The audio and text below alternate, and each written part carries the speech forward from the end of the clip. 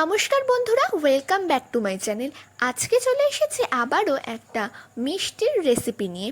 আজকে বানাতে চলেছি হোমমেড গুলাবজামুন বানানোর জন্য প্রথমেই আমরা এখানে চিনির শিরাটা বানিয়ে নিচ্ছি। চিনির শিরাটা বানানোর জন্য আমরা 2 কাপ জলে 1.5 কাপ চিনি ব্যবহার করেছি। আপনারা এখানে পরিমাণগুলো অবশ্যই অন্যরকম দিতে পারেন। এরপর আমরা এখানে দিয়ে দিচ্ছি ছোট এলাচ।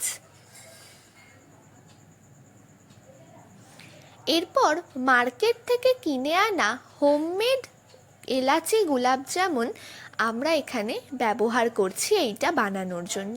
এই পাউডারটা একটা বাটিতে ঢেলে নিয়ে তার মধ্যে অল্প অল্প করে দুধ দিয়ে এটাকে মেখে নিতে হবে। দুধটা কিন্তু গরম হলে একেবারেই চলবে না, রুম টেম্পারেচারে রাখা দুধই এখানে নিতে হবে। এরপর হাতে ঘি অথবা তেল মাখিয়ে নিয়ে এই ডোটা থেকে ছোট ছোট করে গুলাবজামুনের আকারে বল বানিয়ে নেব। এরপরেই আমরা আবারও ইন্ডাকশানটা অন করে নিয়ে কড়াইতে দিয়ে দেব সাদা তেল বেশ কিছুটা পরিমাণে। এরপর আস্তে আস্তে করে ওই গুলাবজামুনগুলো এই তেলেতে ভেজে নেব।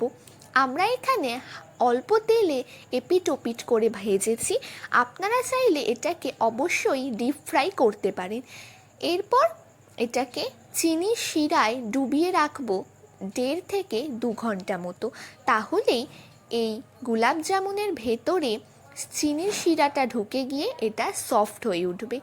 এভাবেই তৈরি হয়ে গেল আমাদের হোমমেড গুলাবজামুন। রেসিপিটা কেমন লাগলো সেটা অবশ্যই নিচে কমেন্ট করে জানাবেন।